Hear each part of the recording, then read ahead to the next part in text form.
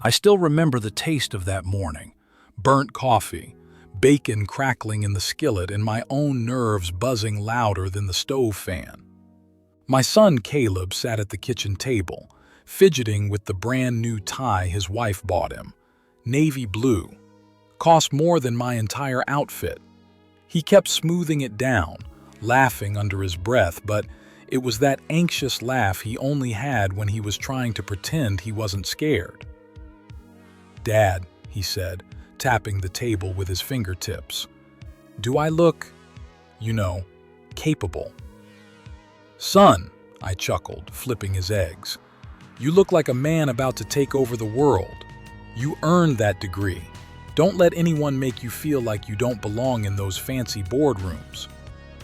He swallowed hard. I could see that flicker of doubt behind his smile, the same flicker I spent 28 years trying to chase out of him. Losing his mother so young had carved something fragile into him, something soft and beautiful, but the world wasn't kind to softness. When he finally stood to leave, he hugged me tight, the way he did when he was still just a boy, afraid of thunderstorms.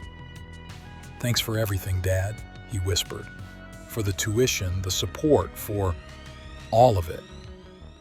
"That's what fathers do," I murmured, squeezing his shoulder. "Now go show them who you are." I watched him back out of the driveway in that rattling Honda he loved too much to replace, the morning sun streaking across the windshield. Something in my chest twisted. Pride, mixed with the strangest unease. A whisper of warning I couldn't explain. I tried to get on with my day, billing, scheduling crews, answering emails, but every few minutes my hand drifted back to my phone. Should I call him? Should I check in? Don't be ridiculous, Jack. He's starting a real career now. Let him breathe. But by 11 a.m., that uneasy whisper had grown into something loud enough to drown out every rational thought. I grabbed a bag of takeout and drove downtown, telling myself it was no big deal, just a father bringing lunch to his son. Ashford Development towered above the city like it owned the whole damn skyline. Polished glass, granite pillars, a lobby so cold it made my breath hitch. When I walked up to the reception desk, the young woman behind it looked up with bright eyes until I asked for Caleb. Her smile froze. "Oh, Mr. Walker," she stammered. Let me call someone." My heart sank. Pity. That was pity on her face. Before she could stop me, I walked straight to the elevators. Something was wrong. Every nerve I had was screaming it. The hallway on the third floor was deserted, sterile. Then, laughter. Harsh, mocking laughter echoing from somewhere behind a maintenance door. My stomach dropped. I pushed the door open gently, and my breath left my body in one violent, painful rush. There was my son, on his knees, scrubbing a toilet, yellow rubber gloves up to his elbows, his brand new suit hanging on a hook like a taunt, sweat on his collar, shame on his face, his eyes red. He'd been crying.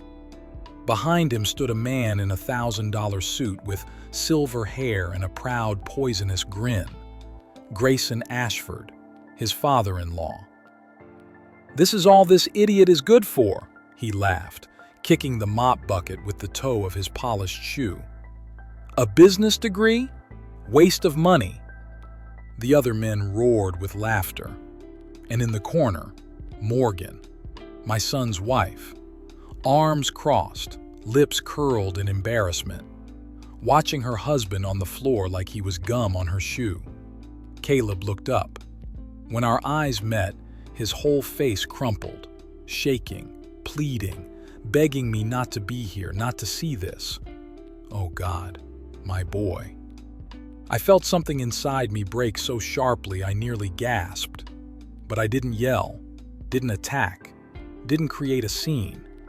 I just said in the calmest voice I could steady, Get up, son. Grayson straightened, annoyed. He's not done. I stepped closer. He is now. Caleb flinched, shaking his head. Please don't, Dad. Please don't make it worse. My hands curled into fists. Every instinct screamed to lunge at that smirking monster and wipe the arrogance off his face. But I didn't. Not with my son watching. Not while he was already drowning in humiliation. Instead, I just said, "Cash. I'll see you later, Caleb." And to Grayson, "We will talk." Then I walked out. Not because I was weak, but because what was growing inside me was too big to release in one punch. And oh, if only they'd known then what was coming. They thought humiliating my son was the end of the story, but that moment was the birth of something far more dangerous than they ever imagined. When I stepped out of that building, the Texas heat slammed into me, but inside I felt frozen. My boots hit the pavement like I was walking through water. I opened my truck door, sat down, and just stared at my hands. These hands had built homes, repaired engines, held my son the day he was born. But right then, they were trembling with a rage I hadn't tasted since the day Maria died. My throat tightened, and an ugly sound crawled out of me, half laugh, half sob. My boy. My brilliant, gentle, hard-working boy, scrubbing toilets while men in designer suits laughed at him like he was a circus act. I gripped the steering wheel so hard my knuckles went white. No one humiliates my son. No one. But actions taken in anger, they're sloppy, and this needed precision. So I took a breath, wiped my face, and pulled out my phone. The screen blurred for a second. My eyes were stinging. I blinked hard, found Gerald's name, and hit call. He answered on the second ring. "Jack? Everything all right?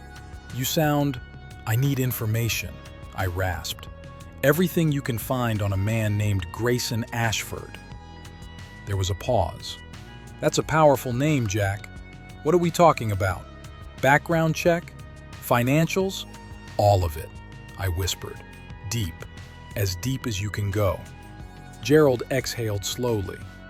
"You've never asked me for anything like this." "Gerald?" My voice cracked. He put Caleb on his knees, in a bathroom, wearing gloves, scrubbing his damn toilets while he stood over him laughing. I heard Gerald curse under his breath. "How fast do you need this?" "Tomorrow morning." "I'll work all night." I hung up and let out a shaky laugh. Ha ha ha. One of those hollow, broken laughs that come when anger and heartbreak twist into a single beast. I pressed my forehead against the steering wheel and breathed in slow, shaky breaths until the world stopped spinning. But the moment I got home, the silence felt wrong. Caleb's graduation photo stared at me from the mantel. That proud smile, the tassel leaning to the right. My wife's picture next to it, her warm eyes always full of softness. Oh, my chest burned just looking at them. I paced the kitchen, sat, stood again. My body couldn't settle.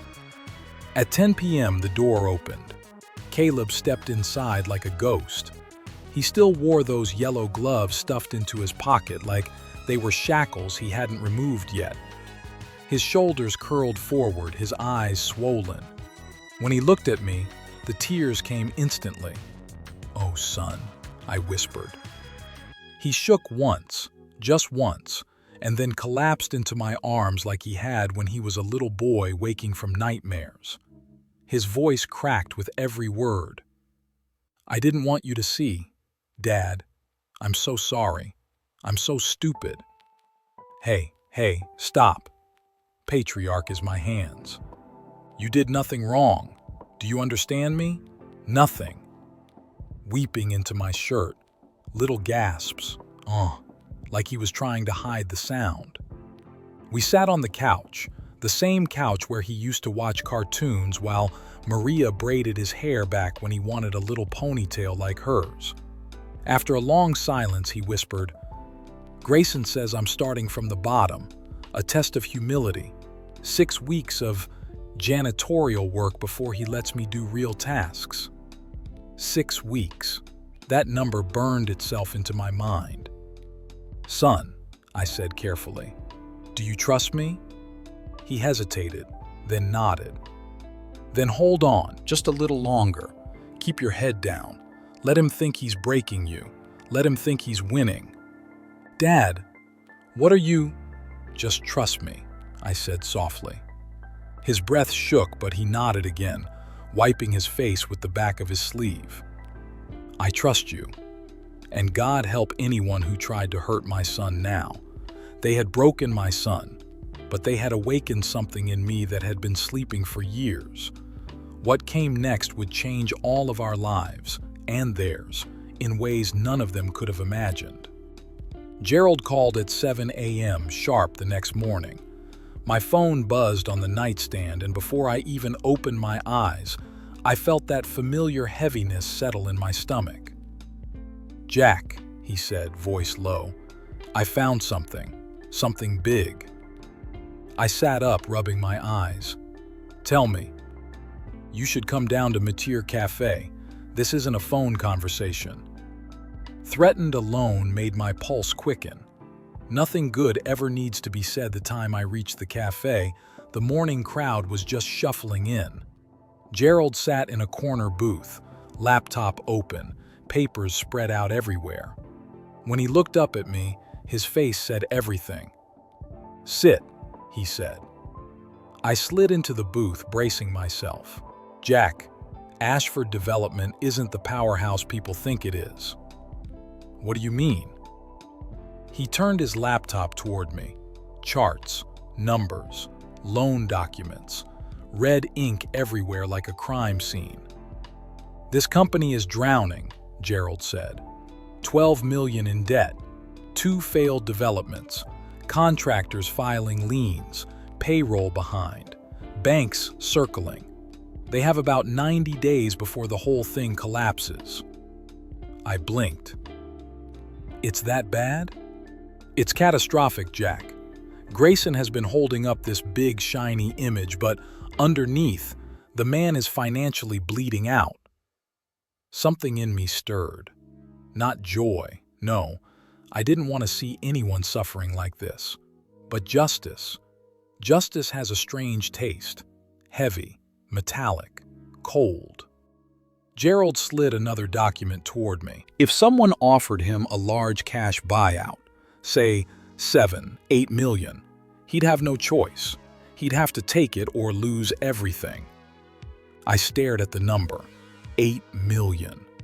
My hands trembled, not from fear but realization. 35 years of working 2 jobs, buying foreclosed homes during the recession, investing slowly, carefully, living small so Caleb could live big. I whispered, "I have it, Gerald." He looked up sharply. "What?" I said, "I have it. I have the money." His mouth fell open. "Jack, that's your entire retirement, everything you've built." "Money grows back," I said quietly. "Dignity doesn't." For a moment, Gerald just stared at me, and then he nodded slowly. "All right, if you're sure." Caleb went to that building every day, scrubbing toilets, serving coffee, enduring humiliation that made him shrink a little more each evening. I was liquidating assets, meeting bankers, setting up shell companies, recruiting 3 trusted men, James, Benjamin, and Anthony, to act as the public faces of the investment group. I still remember the day Caleb told me, voice trembling, "Dad, he made me clean gum off the bottom of conference chairs today, while everyone laughed." My chest tightened. A quiet escaped me, not from sweetness but heartbreak. Some nights Caleb came home silent. Other nights he broke down, head in his hands, that awful laugh trembling through him, ha ha ha, like he was trying not to crumble. And Morgan, Morgan, my son's wife. She'd look at him with that cold, calculated stare. "Dad says you're improving," she'd say. "Don't mess it up, Caleb." You believed her. Oh, my boy. He still believed she cared. One night he whispered to me, "I just want her to be proud of me." I pulled him into my arms, voice shaking. "She doesn't deserve you, son." By week 3, I had everything ready. Contracts, investors, accounts, the perfect legal trap. All I needed was one last push. That push came the night Caleb called me, voice broken. "Dad, he wants me to serve coffee at a meeting Monday, in front of investors, wearing a janitor's uniform." He sniffed, voice cracking. "I don't know if I can do this anymore." I swallowed hard. "It's almost over, son, just hold on. 3 more days." He exhaled shakily.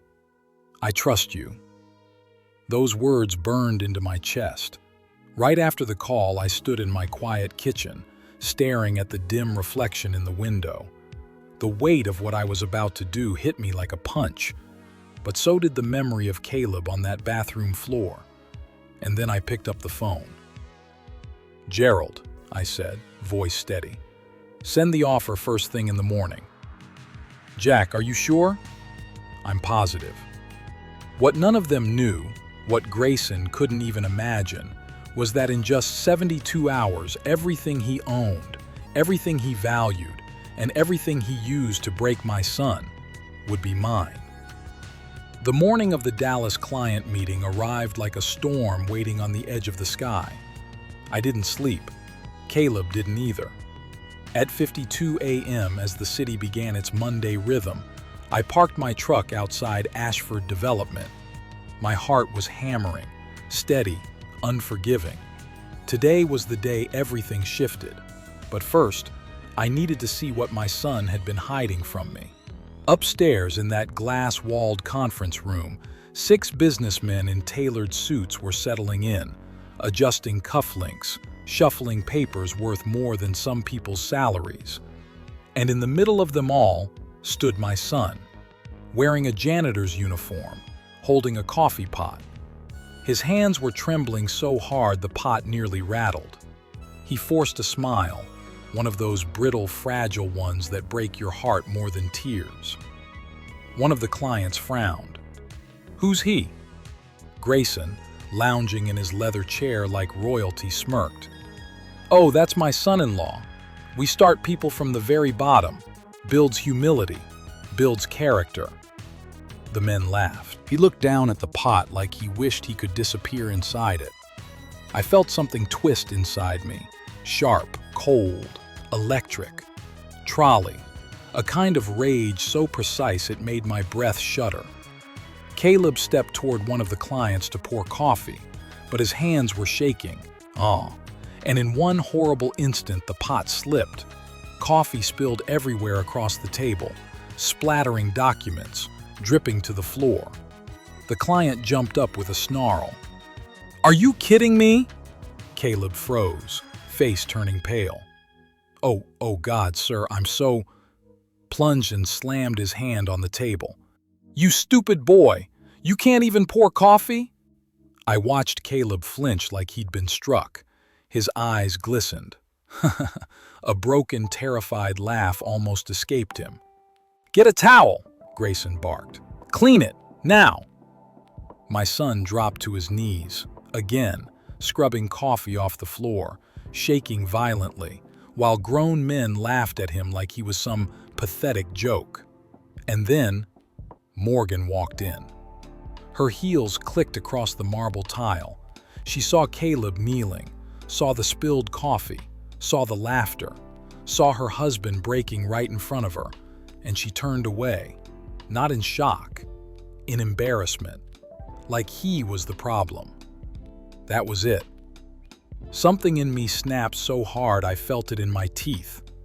Caleb stood up slowly, towel dripping in his hand. His voice trembled, barely audible. I'm done." "What did you say?" Grayson demanded. Caleb's voice cracked, but he held his ground. "I said I'm done!" The room went dead silent. He ripped the yellow shirt off, revealing just a worn t-shirt beneath. His chest was rising and falling like he'd just surfaced from deep water. Morgan stepped forward, whispering sharply, "Caleb, don't embarrass us." He looked at her, really looked, and something cleared in his eyes. "I've been trying so hard to make you proud," he said softly, "but nothing I do will ever be enough for you or your father." Her lips tightened. "You're being dramatic." "No," he whispered. "I'm finally telling the truth." And he walked out. No yelling, no scene, just quiet dignity. But the minute he stepped into the parking lot, I could see the trembling return, the hurt, the fear. He leaned on his car, hands shaking uncontrollably. "Dad," he breathed when I reached him. "I quit. I couldn't take it anymore." I rested my hand on his shoulder. "You didn't quit, son," I said gently. "You stood up." "Cancel." He let out this soft, heartbroken awe and leaned his forehead against mine like he used to when he was little. Then he whispered, "What happens now?" I smiled. "Now? You get ready. Your life's about to change." Fall back at exactly 4:02 p.m., a FedEx courier delivered a thick envelope marked "Urgent" to Grayson's office. Grayson tore it open. His eyes scanned the contents, and all the blood drained from his face. "Rio Grande Investment Group? What the hell is this?" he muttered. He read on. "Control to purchase. 60% controlling stake. Abolish. Offer. 8.2 million. Abolish. 72-hour deadline. Vised." His accountant leaned over his shoulder, voice trembling. "Sniff. You need to take this. It's the only lifeline we have left." For the first time in his arrogant life, Grayson looked scared. Good. He had no idea this offer, the one that could save him, came from the man he'd humiliated and his weak son.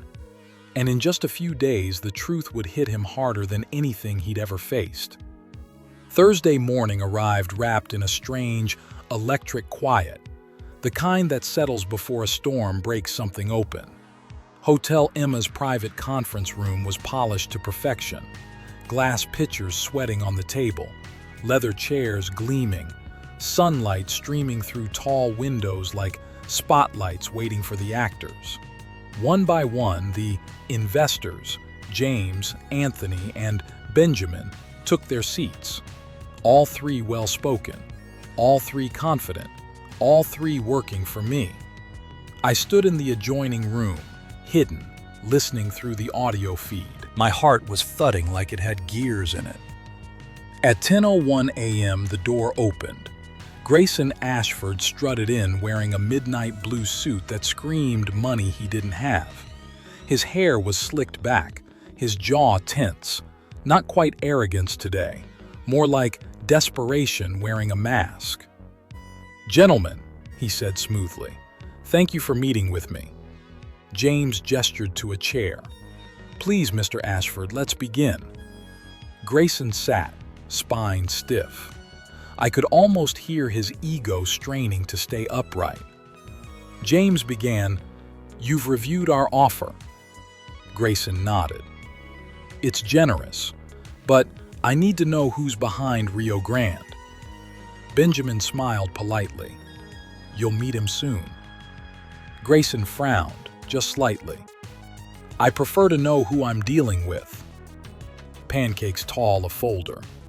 "You're dealing with people who can take your sinking company and keep it from drowning." A long silence followed. Grayson's jaw flexed. "That's unnecessary." "No," Benjamin replied calmly. "That's factual." They slid financial charts across the table, the same ones Gerald had shown me. Loan defaults, lines, balloon payments, delinquent payroll, bleeding accounts. Grayson skimmed them, each page tightening the noose around his pride. "My father built this company," he muttered. "And you're watching it die," James said bluntly. I could almost feel Grayson's shame through the wall. Finally, Douglas, Grayson's attorney, spoke.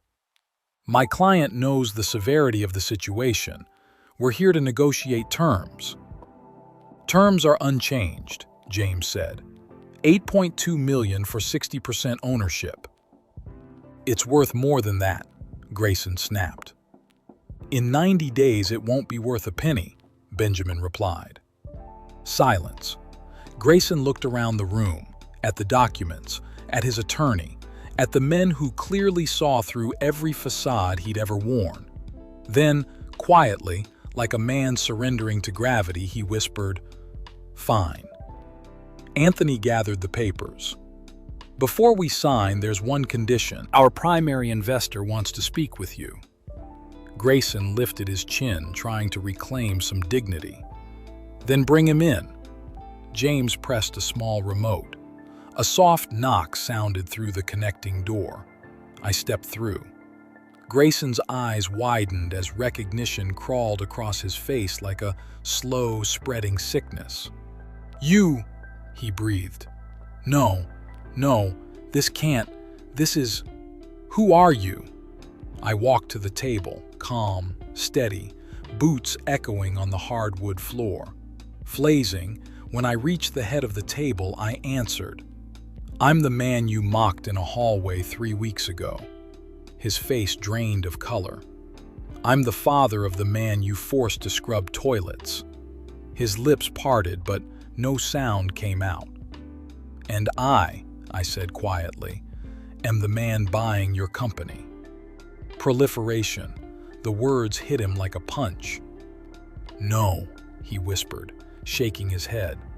"No, this isn't legal. This isn't... You're a construction worker." I smiled, a small, tired smile. "Owner," I corrected, "of a successful company, and a careful investor for 35 years. "Line back. You set this up," he exploded, pointing at the investors. "This is revenge." "This," I said, leaning closer, "is consequence." Douglas cleared his throat carefully. "Everything is legal, Grayson. You signed the intent to negotiate. You agreed to the terms." "No," Grayson begged, voice cracking. "Please, my whole life, this company, everything my father built." I softened my voice. "Grayson, you destroyed it long before I arrived." He trembled, actually trembled. "And," I added, "there's one more condition." His eyes snapped up. "You are never to speak to my son again. Ever." Discharged. "He married my daughter." "She'll be filing for divorce," I said firmly, "and you will not contest it." "You can't." "I can, and I did." James slid the contract toward him. "Sign." His hand shook like a leaf in a winter storm as he took the pen. I watched him sign page after page, each stroke carving another piece of his arrogance away. Douglas notarized the documents. It was done. Grayson sagged forward, hands covering his face. A sound escaped him, a broken exhale that wasn't quite a sob and wasn't quite a scream, something in between. I stood. "For what it's worth," I said quietly, "I hope you learned something from this." And I walked out. Gerald clasped my shoulder. "You did it, Jack." I let out a shaky laugh, half relief, half exhaustion. "No," I said softly. "I didn't do it for me. I did it for Caleb." Gerald nodded. "You ready to tell him?" I looked toward the window, the city spread out before us. I've been waiting 28 years to give that boy the life he deserves. And while Grayson collapsed under the weight of his own cruelty, my son was sitting at home believing his life had fallen apart, having no idea he was about to become the CEO of the company that tried to destroy him. By the time I pulled into my driveway that afternoon, the sun was sinking low, spilling orange light across the neighborhood like a quiet blessing. I sat there for a moment, gripping the steering wheel, letting the weight of what had happened settle into my bones. $8.2 million, 35 years of sacrifice, one father's promise. I stepped inside. Caleb was sitting on the couch exactly where I left him days earlier, shoulders hunched forward, eyes vacant, staring at a muted TV screen that wasn't even playing anything meaningful. He looked like a man who'd lost everything. "Son," I said softly, "get dressed." He blinked up at me like he hadn't heard right. "Why? Where are we going?" "Downtown," I said, "to Ashford Development." His whole body flinched. "No," he whispered. "Dad, I can't go back there. Please don't make me." I sat beside him. "Caleb, you're not going back as a janitor." He swallowed hard. "Then what?" Fleeing a deep breath. "Son, you're going back as the CEO." He laughed, a broken, shaky ha ha ha, like I'd told him the sky turned purple. "Dad, don't joke with me right now. I can't handle it." "I'm not joking." His smile fell instantly. A little breath escaped him, one of those soft "ah" sounds, halfway between pain and disbelief. What did you do?" he whispered. So I told him. Everything. Gerald, the shell company, the disguised investors, the buyout, the contract, Grayson's collapse, Morgan's impending divorce. I told him everything except one detail, how badly I wanted to hug him every time he walked through the door broken. By the time I finished, he was staring at me with a face I'll never forget, stunned, trembling, tears shining in his eyes. "You did all that for me?" he breathed. "No," I said gently. "I did it because no man gets to humiliate my son and walk away from it." His lip quivered. He pressed a hand to his mouth, his voice breaking open. "Dad, I'm not worth all that."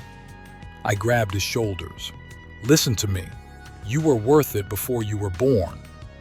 He let out a soft, wounded sound, and fell forward, burying his face against my chest like he did when he was small and scared of thunderstorms. "I don't know if I can do this," he whispered. "You already did," I said. "Now it's time you saw what you're capable of." Caleb was silent the whole way, staring out the window like he was seeing the world for the first time. When we pulled into the parking lot, he hesitated. "Dad, what if they don't accept me? What if they think I'm weak?" I smiled. "Son, strength is built in moments where you were on your knees but got back up anyway." He inhaled shakily and nodded. We walked inside. Amanda, the receptionist, looked up and froze. Tears filled her eyes instantly. "Caleb, oh my God." She rushed around the desk and hugged him tightly. "I'm so sorry," she whispered. "I wanted to help you. I wanted to speak up, but—" He cut her off gently. "It's okay. You were one of the only kind people there." I stepped forward. "Amanda," I said, "meet your new CEO." She gasped, hand flying to her mouth. The joy on her face made my throat tighten. We entered Grayson's old office, now empty, cleared out, waiting for someone with integrity. Caleb walked slowly to the desk and ran his hand across the polished wood. "This doesn't feel real," he whispered. "Then make it real," I said. The conference room next door was filled, 80 employees, anxious and uncertain, waiting for answers. I placed a hand on Caleb's back. "You ready, son?" He swallowed. "No, but I'll do it anyway." "That's leadership," I said. We stepped into the room. I stood aside. This moment belonged to him. Caleb cleared his throat. His hands trembled slightly, but his voice grew stronger with each word. 3 weeks ago, he began, I was on my knees in this building, scrubbing toilets. Quiet rippled through the room. I walked these halls ashamed, embarrassed, humiliated. His gaze lifted. But humiliation doesn't define a man. How he rises afterward does. A soft murmur, a few nods. My father taught me that dignity has no price, and today, I want to give every one of you the dignity you deserve. People leaned forward, really listening now. This company will change, Caleb said firmly. Not just financially, but morally. Every worker here, from maintenance to management, will be treated with respect. Thomas Reynolds, the older maintenance worker who had once given Caleb a kind word, stepped forward, eyes glassy. Mr. Walker, he said softly, you say the word, and I'll follow you anywhere. A round of applause filled the room, not loud but honest. Caleb glanced at me. I gave him a small nod. He continued, we're not just rebuilding a company, we're rebuilding a culture, a future, a family. Another applause, stronger this time. That was the moment I realized. My boy had become the kind of man who didn't just ask for dignity, he created it. Ashford Development became Walker and Associates Development. Profitable, ethical, respected. Caleb's marriage to Morgan dissolved quickly. She got nothing. She remarried into money again. Predictable. Caleb met someone new, Olivia Brooks, an architect with a bright smile and a bigger heart. Their first date wasn't in a fancy restaurant, but at a construction site, standing in sawdust, laughing together like they'd known each other forever. And Grayson? Lost his mansion, lost his marriage, lost his status. I saw him once in a grocery store, older, thinner, defeated. He looked at me, then away. I felt no satisfaction, clang, just closure. 6 months later, Caleb sat across from me at breakfast, the same breakfast table where we began this story. Dad, he said, voice trembling with joy. Olivia and I were engaged. My eyes filled instantly. He laughed, wiping at his face. Dad, you're crying before I even showed you the ring. Aw, come on. I grabbed him and hugged him tight, both of us shaking with happy tears. Lying back, Olivia leaned close, holding my hands. Jack, we'd be honored if you walked me down the aisle, she whispered. I felt something swell in my chest, warm, bright, overwhelming. Of course, I said. Of course I will. People ask me if I regret spending my life savings. Kang, I don't. Money grows back. Dignity doesn't. Revenge might feel good for a moment, but justice? Justice gives you peace for a lifetime. My true wealth was never the 8.2 million. It was Sunday mornings. It was my son's smile returning. It was hearing him laugh again, real laughter, not the broken kind. It was watching him choose dignity and helping him rise.